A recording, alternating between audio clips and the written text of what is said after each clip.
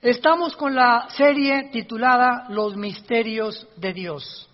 Los Misterios de Dios. Y los que traigan su Biblia, les pido que la abran en Mateo capítulo 27. Mateo 27. Y vamos a desarrollar el tema, el misterio del velo del templo. Esta serie se ha relacionado con los misterios. Dios encriptó sus secretos en este libro que se llama la Biblia. Entonces tú vienes a pasajes como Génesis y nos damos cuenta que ahí habla de una serpiente, que nos damos cuenta que no fue una serpiente literal, porque el Nuevo Testamento nos habla que esa serpiente es Satanás. Entonces, hay muchos simbolismos en la Biblia que tenemos nosotros que comenzar a conocer y a interpretar para no caer en herejías. Llegamos al libro del Apocalipsis y nos olvidamos, ¿verdad? Porque son puros símbolos. Y todos los símbolos del Apocalipsis, los 7 sellos, los 7 ángeles, los candeleros, las 7 cabezas, los 10 cuernos, todos estos símbolos están interpretados por la misma Biblia en el Antiguo Testamento. Entonces, si queremos interpretar el Apocalipsis, tenemos que conocer el libro de Daniel, Zacarías, Joel, que son los libros relacionados con los símbolos del Apocalipsis. Venimos al Nuevo Testamento y encontramos a Jesús contando parábolas. ¿Qué son las parábolas? Son ejemplos que comparan algo con otra cosa. El sembrador salió a sembrar, sembró la semilla, una cayó junto al camino, otra en espinas y otra en las rocas. Y toda la gente que oía estas historias de Jesús se quedaban así. Qué bonito, parece un cuento para un niño, para dormirlo antes de que se duerma. Pero detrás de la semilla, de las espinas, de las piedras, del sembrador, se encontraban misterios, se encontraban secretos de Dios escondidos detrás de un lenguaje común y corriente, por lo cual Cristo, con Mateo 13, agarra a los discípulos, se los lleva aparte y les dice, a ustedes, o sea, aquí a ustedes, les es dado el conocer los misterios del reino de Dios. Imagínense el privilegio que tenemos de poder leer la Biblia y comenzar a entenderla simplemente porque tenemos al Maestro de Maestros, que es el Espíritu Santo. Entonces, una persona que venga a la Biblia y tenga 5 doctorados en filosofía y letras, en ciencias políticas, lo que tú me quieras decir, choca contra el lenguaje de la Biblia porque es un lenguaje encriptado, es un lenguaje escondido, es una sabiduría, dice 1 Corintios 2, escondida desde antes de la fundación del mundo para nosotros. ¿Quiénes somos nosotros? No los que hemos creído en Jesús nada más, los que le siguen, porque una cosa es que creas que Jesús es Dios y otra que le sigas todos los días de tu vida. Entonces, a los que siguen a Jesús todos los días, les he dado que el Espíritu Santo les abra esto que tenemos aquí cerrado, con programas del mundo, qué evolución, qué filosofía, qué transgénero, qué esto y qué el otro, y todos esos programas son sacados de nuestra mente para volver a meter el programa de Dios y poder ampliar nuestra capacidad de conocimiento y de inteligencia que solo puede venir de la Biblia. ¿Qué tiene que ver el templo, el velo del templo que vamos a ver a continuación con el calendario de Dios? Es el misterio que tenemos que resolver. Dice Mateo 27, 50 y 51. Mas Jesús, habiendo otra vez clamado a gran voz, entregó el Espíritu. Y se abrieron los sepulcros, y muchos cuerpos de los santos que habían dormido se levantaron. Y aquí, versículo 51, que el velo del templo se rasgó en dos de arriba hacia abajo, la tierra tembló y las rocas se partieron. Cuando Jesús muere en la cruz, pasaron fenómenos sobrenaturales, encriptados, como un misterio, como en este caso vamos a estudiar, por qué el velo del templo judío se rasgó no de abajo hacia arriba como se rasga cualquier tela, sino que se rasgó de arriba hacia abajo. ¿Y qué tenía que ver con la muerte de Jesucristo? Y lo más importante, con el calendario de Dios. ¿Qué tiene que ver ese velo roto con el calendario o la época en la que nosotros nos encontramos? Muy bien, abordemos sorprendentemente este misterio. Una de las controversias más grandes que hay en la teología es la fecha exacta en que comienza el Nuevo Testamento. Unos enseñan que el Nuevo Testamento comenzó cuando Jesús nació, olvidándose que cuando Jesús murió y vivió, lo hizo bajo el Antiguo Testamento. ¿Ok? Entonces, desde que comenzó la ley en el monte Sinaí hasta la cruz del Calvario, Mateo, Marcos, Lucas y Juan, los 4 evangelios se encuentran bajo el Antiguo Testamento. Cristo nació bajo la ley, Gálatas capítulo 3, Cristo vivió bajo la ley, Cristo cumplió la ley y cuando murió, murió aproximadamente a los 33 años. Ahora muy bien, si el Nuevo Testamento comienza con la muerte de Jesús, tendríamos que agregarle a nuestro calendario 33 años. En otras palabras, nos tendríamos que encontrar en el año 2033.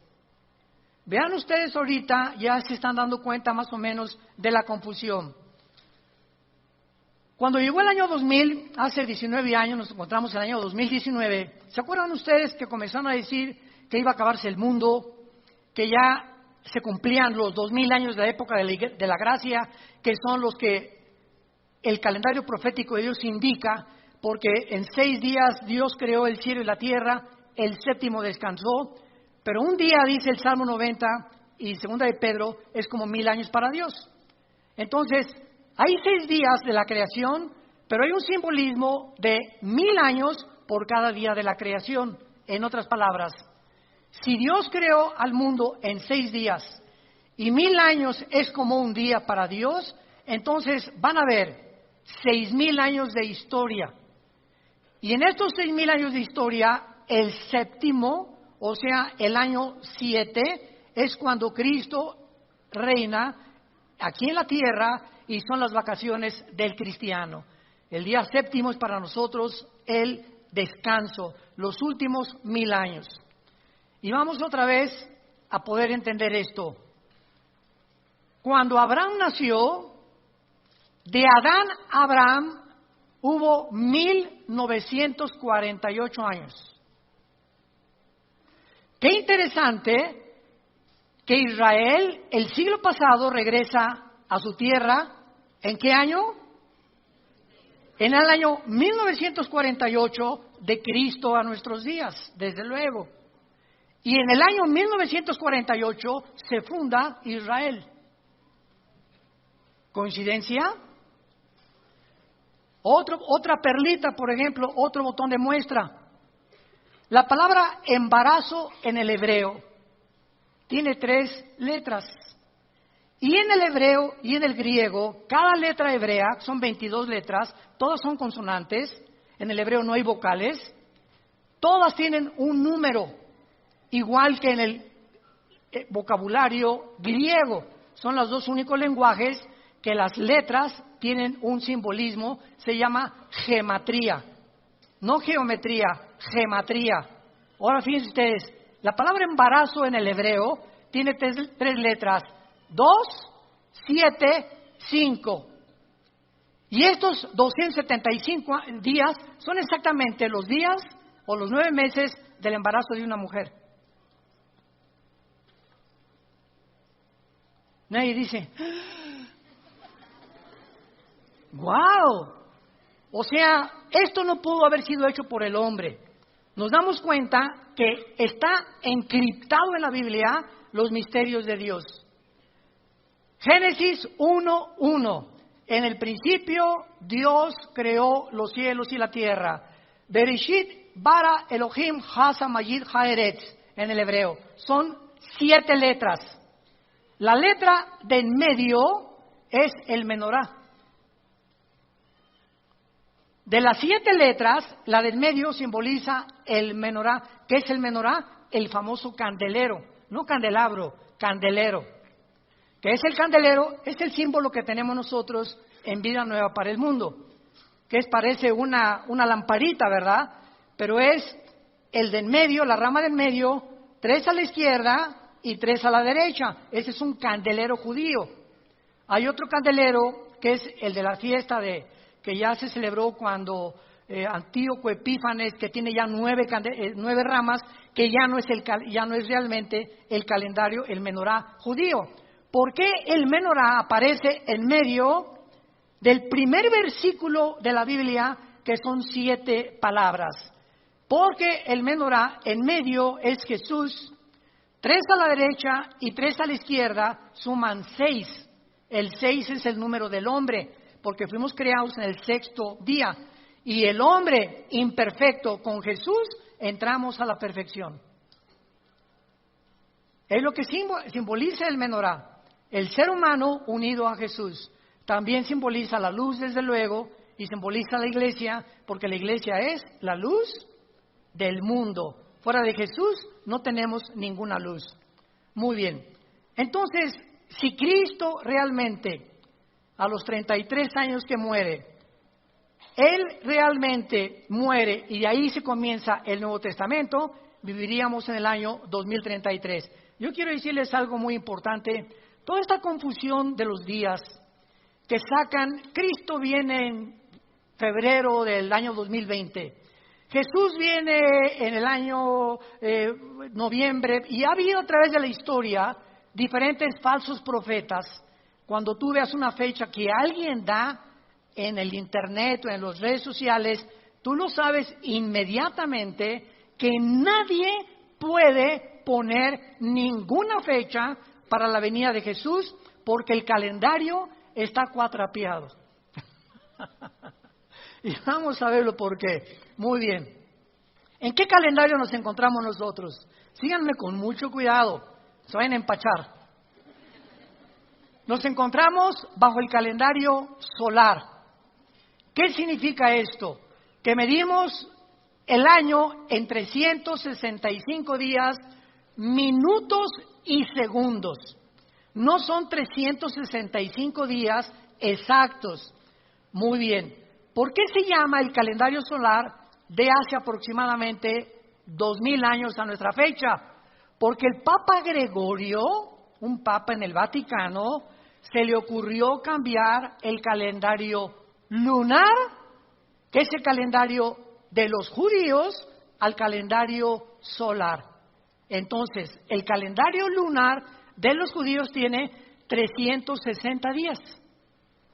Tiene 5 días y fracciones menos que el de nosotros.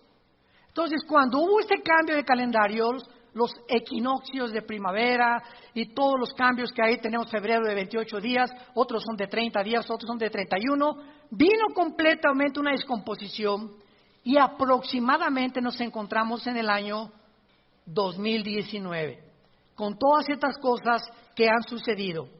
Haciendo un poco de matemáticas, de una u otra manera, que aproximadamente nos encontramos con tal vez 10 o 15 años máximo de que el calendario se movió, nos estamos acercando rápidamente a los 2000 años que van a culminar y terminar la era o la época de la iglesia.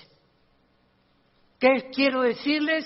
Que si realmente hay un cambio de 10 o 11 años, nos encontramos antes de la venida de Cristo, a más tardar en el año 2028.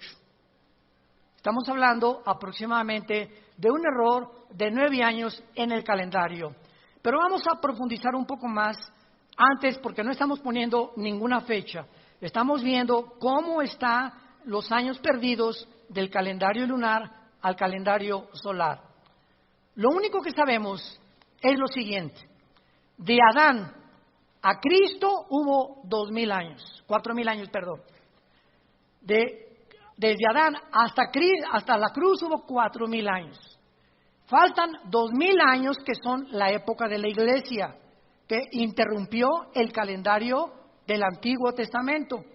Y al acabar la época de la iglesia, viene el arrebatamiento, Dios nos saca de este mundo y Dios regresa a los 7 años que le faltan al Antiguo Testamento, la semana 70 de Daniel, que son los 7 años de la tribulación. Porque ha habido tanta confusión teológica en la escatología de por qué cristianos creen que la iglesia va a pasar la tribulación, otros que la iglesia no va a pasar la tribulación, porque no han entendido que no podemos pasar la tribulación, porque si pasamos la tribulación, entonces Dios sigue tratando con la iglesia y no con Israel. Vayamos al libro de Daniel, en el Antiguo Testamento, capítulo 9. Y todo esto nos puede ayudar a resolver este misterio del templo y por qué la rasgadura del templo, del velo, nos implica claramente que ahí fue cuando se rasgó el templo, después de la muerte de Jesús, que ahí comienza el Nuevo Testamento. No los 33 años de la vida de Jesús, porque Él estuvo bajo la ley. Daniel 9, versículo 24 y 25. Daniel se encuentra en Babilonia y comienza Daniel a estudiar el libro de Jeremías. El profeta Jeremías anunció claramente que los judíos iban a estar exiliados en Babilonia 70 años. Entonces Daniel, examinando las Escrituras, descubre en el capítulo 9 que él realmente se encuentra casi a 1 o 2 semanas de que se cumplan los 70 años de la cautividad que profetizó Jeremías. Entonces Daniel se mete a su cuarto y se hinca. Y todo el capítulo 9 es casi una oración hermosísima de Daniel, pidiéndole perdón a Dios por los pecados de Israel, etcétera, etcétera. Y Daniel le pregunta a Dios, oh Señor, dime ahora que se cumplan estos 70 años, ¿cuál es el futuro de tu pueblo Israel?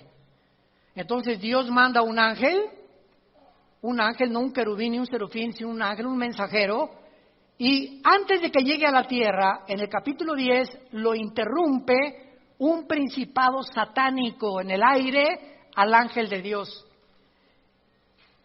Esta oración de Daniel duró 3 semanas. En esas 3 semanas, Daniel tuvo una dieta de legumbres nada más y agua.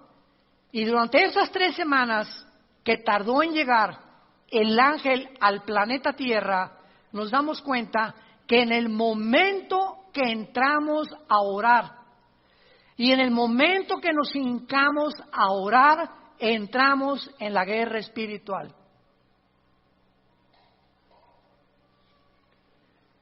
En el momento que tú te hincas y comienzas a orar por tus hijos,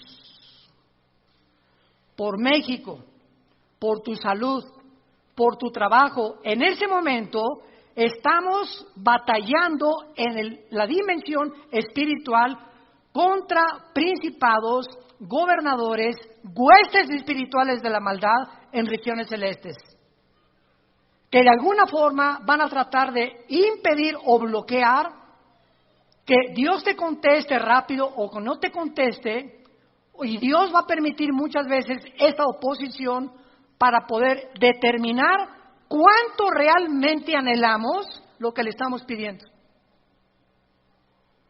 Un ejemplo. como papás. Llega Pepito, papá, dame un chocolate. Shh, chamaco, no me estés molestando ahorita. Papá, dame un chocolate. Shh, que le dije que no me esté molestando. Pero si Pepito sigue 4 o 5 veces, papá, quiero un chocolate, para que me deje molestar, mira, chamaco, toma, ya vete. Y esta historia la contó Jesucristo con la viuda, ¿se acuerdan? Que había un juez injusto y que iba a esta viuda a pedirle a Dios, Señor, hazme justicia. Y dice Cristo en esta historia, yo les digo que por la interferencia que esta viuda estaba tratando de hacer en el juzgado y por la solicitud que ella tenía, le concedieron su favor y su petición. Así mi Padre hará todas las cosas a ustedes con oración, ruego y súplica. Filipenses capítulo 4. Tú no puedes llegar a Dios, Señor, te pido por mi esposa, por la foca que tengo ahí, para que la calmes. Te pido por mi esposo, Señor, o te pido por el trabajo, 1 o 2 veces y ya no lo volviste a pedir jamás. Te pido por la salvación de mi hijo, padre de mi hija. ¿Cuántas veces pides por la salvación de tus hijos que no tienen la salvación de Jesús? Por la forma como lo pides y la solicitud que tú tienes, ¿tú crees que Dios va a creer que realmente quieres ver la salvación de tu hijo? Entonces vemos nosotros en el ejemplo de Daniel que en estas 3 semanas hubo una guerra espiritual. Muy bien. Por fin el ángel llega, pisa la tierra y le dice a Daniel, capítulo 9, versículo 21, aún estaba hablando en oración, o sea, ya casi al terminar su oración, cuando el varón Gabriel, que es el mensajero que también le anunció a María que iba a nacer Jesús, es el mismo mensajero de Dios, a quien había visto en visión al principio volando con presteza, vino a mí como a la hora del sacrificio de la tarde y me dio a entender y habló conmigo diciéndome, Daniel, he salido para darte sabiduría y entendimiento. O sea, el ángel bajaba del cielo, del mismo trono de Dios, para darle a Daniel un entendimiento, un conocimiento, una sabiduría no humana. Le iba el ángel a declarar a Daniel cuál era el plan de Dios para Israel en el futuro. Al principio de tu ruego, versículo 23, le dice el ángel, me fue dada la orden, y yo he venido para enseñártela porque tú eres muy amado. Entiende pues la orden y entiende la visión. Y del versículo 24 al 27 se encuentra la profecía más importante de todo el Antiguo Testamento, porque es la única vez en todo el Antiguo Testamento en el que Dios da la fecha de cuando Jesús iba a venir al mundo en su primera venida. Cosa que en la segunda venida sigue velado en un misterio, cuando regresa Jesús. Y vean ustedes esta profecía asombrosa que nos ayuda a determinar el tiempo en que nos encontramos. 70 semanas, le dice el ángel, están determinadas sobre tu pueblo y sobre tu santa ciudad. Esta profecía es para Israel, nada más para los judíos y además para la ciudad de Jerusalén. Porque Jerusalén es el ombligo de Dios. Ya vimos en la clase anterior que es posible que allí estuvo en Jerusalén el huerto de Dios. Pero la Biblia dice que en Irak y en el Tigris, hermano. Génesis 2:10, sí, pero acuérdense que después del diluvio se restauró completamente y se volvió a conformar la geografía política del Medio Oriente. Tampoco los continentes como los conocemos ahorita estaban separados, América, de África, Europa, Australia, etcétera, etcétera, sino que todo era la misma masa de tierra. Y entonces se separa Europa del continente americano, el África, etcétera, etcétera, y las divisiones de los continentes que actualmente tenemos no existían antes del diluvio. Entonces, si vemos el Medio Oriente, no existía Irak y Siria, era la Mesopotamia. Irak, Siria, Jordania eran todo lo mismo junto con Israel. El mapa geográfico del Medio Oriente fue dividido por los ingleses entre el año 1925-30 a 1950. En menos de 25-30 años se formó Egipto, Líbano, Israel, Jordania, Siria e Irak. Y aunque existían geográficamente como Babilonia, etcétera, etcétera, la conformación de las divisiones de las naciones que forman el Medio Oriente no lo hicieron hasta el siglo XX. Esto es asombroso. Entonces, cuando tenemos toda esta información, podemos entender que cuando la Biblia habla, por ejemplo, de Rusia, la Biblia no dice Rusia, habla de Gog y Magog, Ezequiel 38. Y Magog es la tierra de los magogitas, que de acuerdo a Herodoto, de acuerdo a Plinio y a Josefo, los historiadores judíos no cristianos, los magogitas descendían de los escitas, de los bárbaros, y formaron todo lo que es ahorita la zona geográfica donde se encuentra Rusia, con las 15 repúblicas musulmanas, excepto de Ucrania, que están alrededor de Rusia, que fueron divididas en 1990 con la caída del comunismo. Entonces sabemos por la ubicación geográfica que ahora es Rusia, ahora es Irak, ahora es Babilonia, ahora es Siria, ahora es el Líbano, porque la geografía de la Biblia es perfecta, con las divisiones y todo que nosotros podemos ver en el siglo XXI en que nos encontramos. Muy bien. Ahora, muy bien. El número 360, que es el calendario de los judíos, el año es de 360 días, es interesante por varias razones, porque hay 360 grados en un círculo perfecto. Síganme con mucho cuidado. Hay 360 grados en un círculo perfecto y hay 360 grados en un compás. Esto es algo relacionado e impresionante. Pero veamos a continuación las razones por las cuales nuestro calendario está cuatrapeado, está alterado. No estamos en el año 2019 de ninguna forma, sino que realmente se ha modificado a través del tiempo.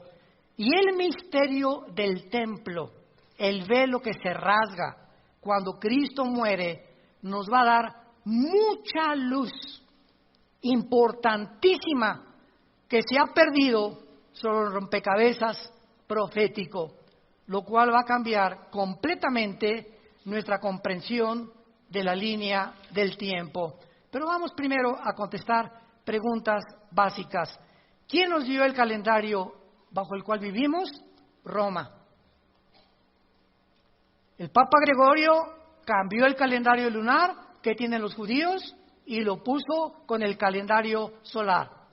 No fueron personas cristianas, sino los romanos, en su creencia del dios Solis, del dios Sol, y otras prácticas paganas que se agregaron a nuestro calendario. Ahora, ¿quién creen ustedes que ha usado los solsticios, los equinoccios y las eclipses del sol para medir los años y marcar las festividades paganas y religiosas? ¿Quién cree que inventó que ahora el 31 de octubre es Halloween? Que se va a aparecer el guasón. Todas esas, que el martes 13, por ejemplo, el viernes 13 también, que no pases debajo de una escalera y que en ningún hotel hay el piso 13 ni el cuarto número 13. Y vemos cómo están introducidas supersticiones en las costumbres paganas que vienen todas de Roma, porque se mezcló la religión con la brujería. Esto se llama, si lo quieres apuntar, sincretismo. ¿Qué es el sincretismo? La mezcla de la religión con el ocultismo, con la brujería. Por eso cuando entramos a una iglesia o religión budista o lo que tú quieras, incienso y misterio, aquí está Dios, sales de Dios, ¡viva Zapata! Pero al entrar ahí, hay algo que encierra porque se nos enseña que ahí está. Y ponen veladoras y ponen estas cosas y templos y gárgolas adornando los edificios que son demonios, los gárgolas son puros demonios, etcétera, etcétera.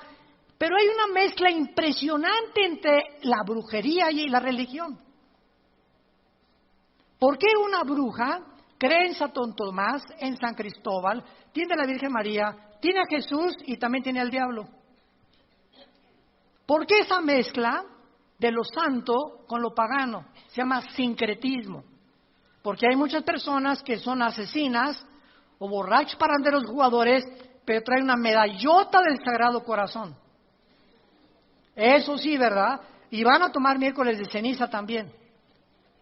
Porque Al Capone, porque Hitler amaba a los niños, porque se disfrazan de Santa Claus en diciembre y al otro día mata a 500 personas. O sea, vemos nosotros de qué forma se mezcla las tinieblas con la luz para poder confundir al ser humano y no ver claramente qué es bueno y qué es malo, sino simplemente zonas grises en el alma humana. ¿Quién ha sido los que han usado los solsticios, equinoccios, eclipses para medir los años, etcétera, etcétera? Fueron los egipcios, los babilonios, los persas, los romanos, los druidas, los celtas, los incas, los mayas, los aztecas. Todos ellos eran guiados por la luna. Tenían el calendario de los judíos. Pero todo cambió, repito, hace aproximadamente 20 siglos. Ahora, el año profético de 360 días lo encontramos en la Biblia. En la Biblia no encontramos el calendario solar. Esto es asombroso, como lo vamos a comprobar. En el año basado en la rotación de la Tierra, que es un movimiento completo en 24 horas, nos da un día. Y el movimiento de la Tierra alrededor del Sol nos da un movimiento exacto de 360 días, no de 365 días. Los días y minutos y segundos que se le agregaron al calendario. ¿Cómo lo sabemos? Por ejemplo, vayamos rápidamente al libro del Apocalipsis y vean ustedes la forma como la Biblia maneja los días, los meses y los años. Por ejemplo, en Apocalipsis 11, versículo 2, se nos está hablando que la gran tribulación, esos 7 años que vamos a regresar a Daniel 9 de la profecía de las 70 semanas que se dio en Israel, que son 70 semanas de años, estas semanas son de 360 días, e Israel tenía el calendario de 360 días, y cuando la Biblia menciona en Apocalipsis 11:2, el patio que está fuera del templo, déjalo aparte. No lo miras porque ha sido entregado a los gentiles, y ellos hollarán la ciudad santa 42 meses. Si tú sumas los 365 días por los meses que tenemos bajo el calendario solar, no te da 3 años y medio. 42 meses son 3 años y medio, que es lo que va a durar la gran tribulación. Y va a ser el tiempo que el anticristo va a tener para gobernar. Vean, danle la vuelta a Apocalipsis 3. 42 meses se le dieron para el tiempo final de Israel. Versículo 5, Apocalipsis 13:5. También se le dio boca que hablaba grandes cosas, está hablando del anticristo, y se le dio autoridad para actuar 42 meses, que son 3 años y medio de 360 días. No cuadra con los 365 días que nosotros tenemos. Entonces, todo esto nos muestra claramente que Dios nos dio el sol, Génesis capítulo 1, nos dio la luna, nos dio las estrellas y la creación para que sirvieran de señales y de estaciones, como dice Génesis 8:22 y el Salmo 89:37. Dios nos da los astros para que midamos el tiempo. Síganme con mucho cuidado. ¿Cuántos oyeron las lunas de sangre? De este año y del año pasado y algunos años, donde apareció por todos lados que iba a haber 4 lunas de sangre en un año. Llovieron correos electrónicos, oiga, es una señal del fin del mundo, porque la Biblia de lunas de sangre, realmente ahorita ya estamos a punto de entrar al final, ya viene Cristo por nosotros, y se hizo una especulación, todos ustedes saben, impresionante en el internet, en las redes sociales. ¿Cuál fue el error de todas estas personas que se atrevieron, se adelantaron a decir que eran señales de los últimos tiempos? En primer lugar, solo 3 veces en la Biblia se mencionan las lunas de sangre. Joel, capítulo, lo vamos a ver ahorita, Joel, el libro de los Hechos y el Apocalipsis, y Mateo 24 y el Apocalipsis. Veamos rápidamente, por ejemplo, que cuando se mencionan las lunas de sangre relacionadas con los últimos tiempos, tienen que ir acompañadas de un eclipse solar. Si aparecen lunas de sangre independientes de eclipse solar, no son las señales del fin del mundo. Y las lunas de sangre que aparecieron en los meses y años pasados no estuvieron relacionadas con eclipses del sol. Veamos, por ejemplo, esto en Isaías capítulo 13, en el Antiguo Testamento, que son pasajes donde están hablando del fin del mundo. Isaías 13, del 9 al 10. He aquí el día de Jehová. Ojo, cada vez que ustedes, estudiantes de la Biblia que me escuchan, cada vez que ustedes vean en el Antiguo Testamento la frase el día de Jehová, el día del Señor o el día de la ira, siempre, sin excepción, se refiere a los 7 años de la tribulación o a la semana 70 de Daniel, que no hemos acabado de poder especular y de poder investigar. Entonces, el día de Jehová son los 7 años que vienen al mundo de la tribulación. He aquí viene de indignación, ardor, de ira para convertir la tierra en soledad, raer de ella a los pecadores, por lo cual las estrellas de los cielos y sus luceros no darán luz, el sol se oscurecerá al nacer y la luna no dará su resplandor. Aquí está hablando de cuándo, del tiempo de la tribulación. Ahora vayamos al libro de Joel. Y aquí es donde nos da la clave Joel y el libro de los Hechos acerca del gran error que se cometió de asociar las pasadas lunas de sangre con el fin del mundo. Dice en Joel capítulo 2, versículo 29 al 31. Y también sobre los siervos y sobre las siervas derramaré mi espíritu en aquellos días, y daré prodigios en el cielo, en la tierra, sangre y fuego y columnas de humo. Mucha atención. El sol se convertirá en tinieblas y la luna de sangre. Esta es la primera vez en el Antiguo Testamento que se asocia una luna de sangre con un eclipse de sol. Y vamos a ver lo que nada más 3 veces aparece en toda la Biblia. En Isaías ya vimos que son luceros y todo, y nunca aparece la luna de sangre. Pero aquí aparece el sol con la luna de sangre antes que venga el día grande y espantoso de Jehová. ¿Cuándo va a ser esto? Antes de la segunda venida de Cristo, no antes del rapto. Antes del rapto no hay señales de nada. Va a haber muchas cosas, ovnis y tonterías que vamos a ver, y hologramas y descomposiciones de la luz que van a ver, etcétera, etcétera, pero ninguno está asociado con la venida de Cristo. Son para las personas que estén ya ahí en el tiempo de la tribulación, que van a poder discernir estas señales y darse cuenta que Cristo está a la puerta. El rapto es inminente, sin ninguna señal. Ahorita saliendo, ahorita puede Jesús venir por nosotros. Mañana podemos desaparecer millones de personas del mundo sin que nadie sepa por qué nos fuimos.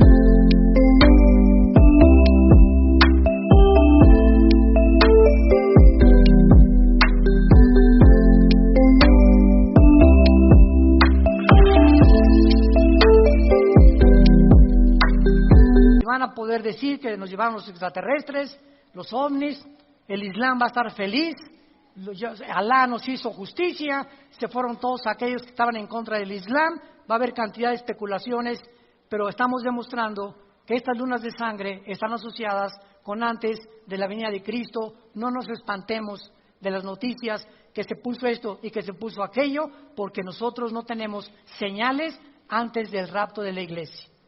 Veamos esta primera profecía en Hechos capítulo 2, en el Nuevo Testamento. En Hechos capítulo 2, el apóstol Pedro está explicando cuando se forma la iglesia, no el Nuevo Testamento. Vamos a ver, el Nuevo Testamento comienza cuando se rasga el velo. La iglesia comienza en Pentecostés. Aquí en Hechos 2 nace la iglesia. Y entonces Pedro toma la profecía que acabamos de leer de Joel y la comienza a interpretar en este pasaje, como dice en el versículo 17. Y en los postreros días, está Pedro explicando qué pasó en Pentecostés. Dice Dios, derramaré mi espíritu sobre toda carne, vuestros hijos y vuestras hijas profetizarán, vuestros jóvenes verán visiones, vuestros ancianos soñarán sueños, y de cierto sobre mis siervos y sobre mis siervas en aquellos días, derramaré mi espíritu y profetizarán. Hasta ahí le ponemos pausa. Pedro está diciendo que la profecía de Joel se va a cumplir y se cumplió en Pentecostés, en la época de la iglesia. Vean ustedes, ahora el Espíritu no es sobre los judíos nada más. La nueva época de la gracia que vivimos, el Espíritu Santo es para italianos, mexicanos. Ya no hay nadie que se pueda decir yo soy judío o estoy en Cristo. ¿Por qué? Porque estamos en Cristo, todos los bautizados por el Espíritu Santo. En el Antiguo Testamento no se daba el Espíritu Santo a los gentiles. Fue el problema que los apóstoles tuvieron, porque ahora veían que los gentiles, los que no eran judíos, tenían al Espíritu Santo, unos hablaban en lenguas y otros tenían señales de milagros, para que pudieran explicar que realmente tenían al Espíritu Santo. Y dice a continuación el apóstol Pedro, vuestros hijos y vuestras hijas profetizarán. Profetizar en el Nuevo Testamento no es decir cosas del futuro. Pues mira, el próximo domingo va a venir una muchacha de verde, esa va a ser tu novia. Me dice el Espíritu Santo que un presidente de Sudamérica va a caer, o que este gobierno va a dejar de existir, o va a haber un terremoto. Nada de lo que alguien anuncie como un evento del futuro es bíblico. Porque todo lo que Dios tenía que decirnos del futuro, aquí está ya escrito. Profetizar bajo el Nuevo Testamento, 1 Corintios 14:3, es hablar para edificar, para consolar y para exhortar, no para anunciar cosas futuras. El profeta del Nuevo Testamento eres tú, y tú, y tú, y tú, y yo. ¿Por qué? Porque el profeta del Nuevo Testamento es el que anuncia lo que ya está escrito. El Señor dice, y si alguien me dice, tengo palabra para ti, o alguien me dice, hermano, debe palabra para mí, le digo, aquí está. ¿Quieres palabra? Aquí está en la Biblia. Yo quería una palabra especial. Aquí está, no seas flojo y lee la Biblia para que Dios te la dé.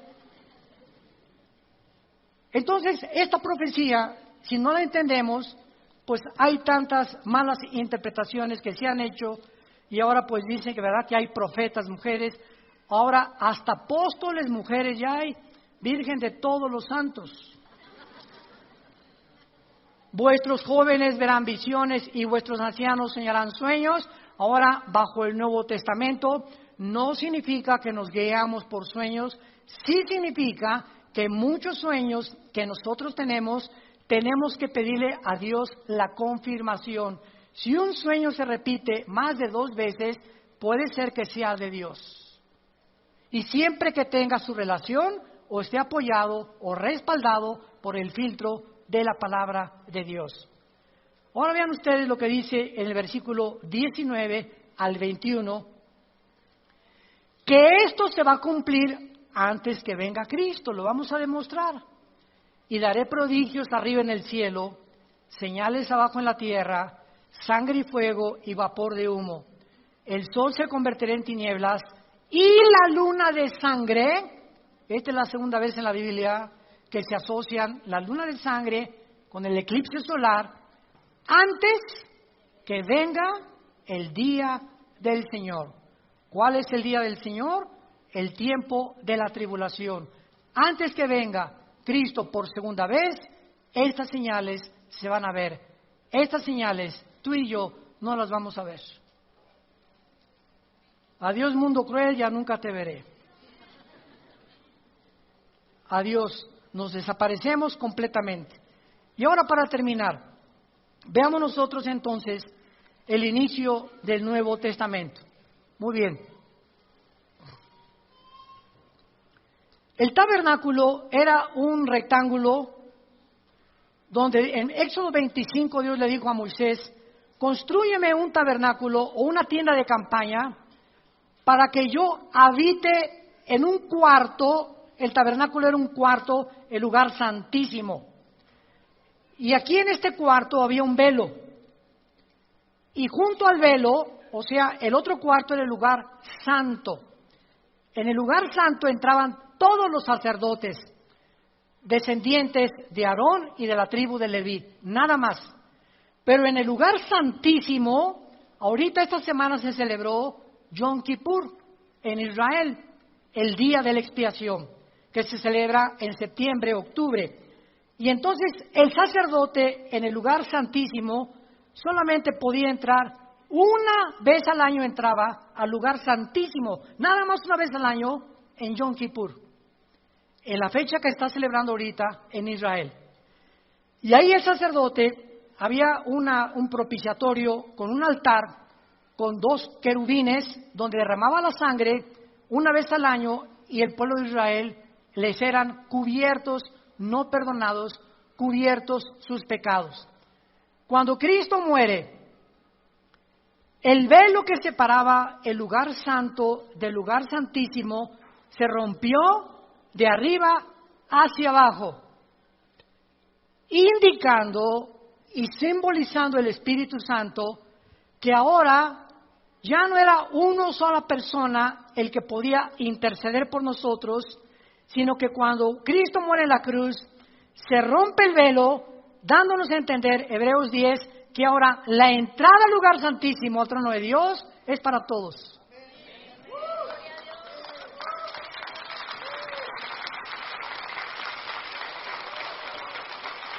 La rotura de este velo simbolizaba que el Antiguo Testamento quedaba completamente obsoleto, que la ley quedaba fuera, entrábamos en un periodo de gracia, donde ahora tendríamos a Dios morando dentro de nosotros. Ahora el altar está aquí en el corazón, ya no hay altares. Por el amor de Dios, los que nos escuchen ya digan, pásenle al altar. ¿A quién está el altar? Oigan, ¿quién se aquí en el altar? ¿Cuál? El altar lo tenemos aquí nosotros ya. Ya no hay altares, porque ahora nosotros presentamos nuestro cuerpo en sacrificio vivo, Romanos 12:1. Entonces, cuando el velo del templo se rompe, ahí en ese momento se acabó el Antiguo Testamento. Y de ahí comenzaba a contarse el Nuevo Testamento, que son los 2000 años que faltan. Ahora bien, regresamos a Daniel para terminar, capítulo 9. Hay tanto que explicar y ojalá que tuviéramos el tiempo para explicar todas estas cosas tan maravillosas de la Biblia. En Daniel 9, el pasaje que leímos, le dice el ángel 70 semanas. Los judíos tenían semanas de días y tenían semanas de años. En el calendario judío había semanas de días y semanas de años. Cuando le dice el ángel 70 semanas, 7 por 7, ¿cuánto es? Imposible que hayan sido 49 días, porque aquí lo vamos a ver, lo comprobamos que eran de años, que desde el momento que se reconstruyera el templo, cuando Daniel escribió esto, estaban exiliados en Babilonia. No tenían templo, no tenían nada. Y el libro de Nehemías, capítulo 2, cuando los persas conquistaron a los babilonios, el rey Ciro de Persia autoriza a Nehemías regresar a reconstruir Jerusalén.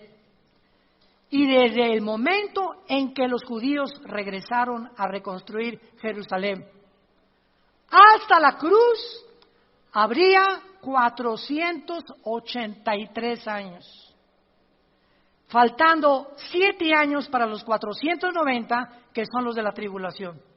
Y vamos a ver por qué. 70 semanas están determinadas sobre tu pueblo, sobre tu santa ciudad. Para terminar, predicación, versículo 25. Sabe pues y entiende que desde la salida de la orden para restaurar y edificar a Jerusalén hasta el Mesías príncipe Jesucristo, habrá 7 semanas y 62 semanas, que son 62 y 7, ¿cuánto es? 69. Falta una semana, ¿verdad? Entonces serían 483 años matemáticamente exactos. Y los más grandes matemáticos y físicos matemáticos y entendidos de las leyes cuánticas, inclusive de las matemáticas, han calculado que desde ese tiempo hasta el tiempo de Cristo fueron 480.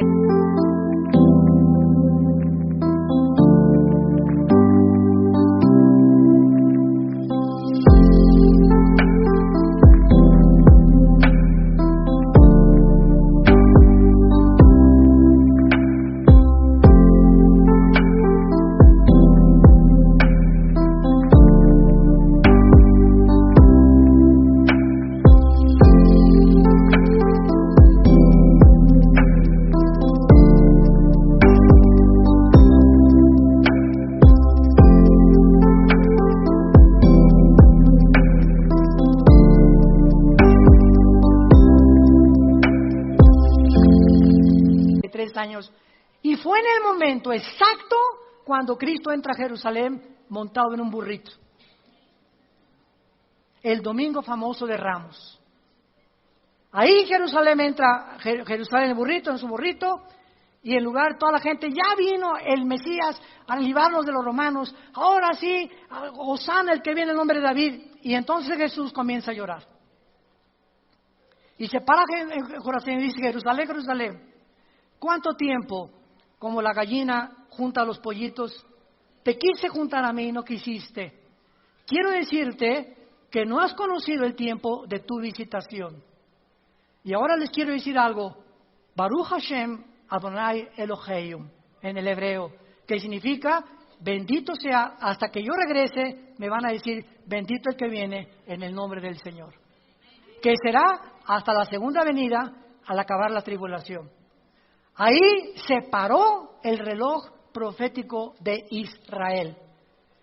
Y le faltan 7 años, porque Dios dice en Romanos 9, 10 y 11, no ha acabado con los judíos. Ahorita como nación, regresaron en el 48, el reloj profético comenzó otra vez a funcionar desde el 48 del siglo pasado hasta que venga la tribulación, y cuando venga la tribulación, nosotros no podemos estar aquí. Ya cuando vengan los sellos y las trompetas y las copas del Apocalipsis, adiós, más allá de la Riviera Maya vamos a estar.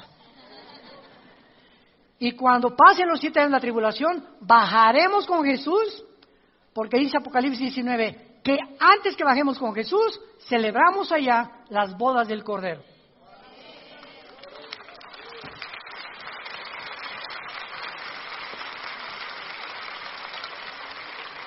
Y para terminar, para los que creen que el rapto y la segunda venida es el mismo evento, están lejísimos de la interpretación de la palabra de Dios. Porque claramente en Apocalipsis 19 dice que las bodas del Cordero son antes que bajemos, cuando Cristo baja a juzgar al anticristo y a destruir a los ejércitos del anticristo. Así que el rapto tiene que venir antes, porque los 7 años le pertenecen a Israel y no a nosotros. Y la pregunta final es, ¿en qué tiempo nos encontramos? Yo se los digo con todo mi corazón, dice Mateo 24, cuando Cristo contesta las preguntas, danos señal de tu venida, ¿cuándo vas a venir? O del fin del mundo. Cristo dice, oirán de guerras y rumores de guerras, se levantará nación contra nación. Hasta el siglo XX son las primeras 2 guerras mundiales. No es hasta el siglo XX, siempre ha habido guerras. Dice el Instituto para la Investigación de la Paz en Suecia y Estocolmo que de todos los 6.000 años de historia que llevamos aproximadamente, ha habido 25 años de paz.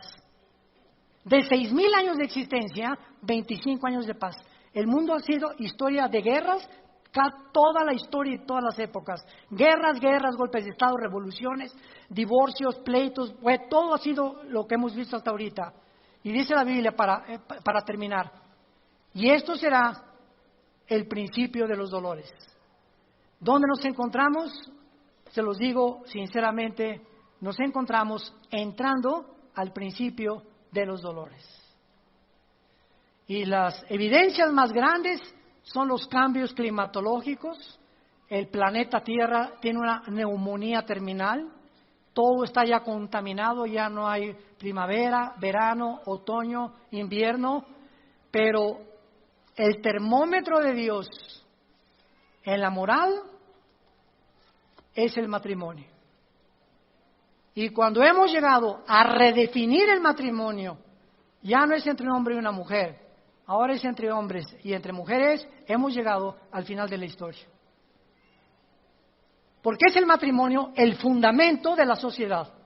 La familia es la que forma una nación. Y una sociedad está formada por familias. Por eso es la institución más santa y más sagrada que existe, el matrimonio. Por lo cual tenemos mucho que luchar por ello. Y poder ayudar a muchos de ustedes a que fortalezcan su matrimonio y a que sepan cómo tratar a tu esposa, por qué la esposa se siente como se siente, por qué nosotros nos sentimos como nos sentimos, etcétera, etcétera, porque ignoramos la voluntad de Dios. Y estos seminarios que tenemos cada año, y también los tenemos entre el año, son para guiar a la familia y entender que nos encontramos al borde de una tercera guerra mundial y nos encontramos al borde de la desaparición de millones de personas que se llaman cristianos, que vamos a partir con el Señor. La Biblia dice, prepárate para encontrarte con tu Señor. Pregunta en esta tarde, ¿estás tú preparado para encontrarte con Dios? Si ahorita saliendo de este lugar, Cristo todavía no viene, pero una bala perdida, un accidente, una embolia cerebral, un ataque al corazón, nadie puede decir, mi vida está asegurada. Nadie sabe si mañana amanecemos. Y si tú no estás seguro, asegúrate en este momento de recibir a Jesucristo en tu corazón. Oremos.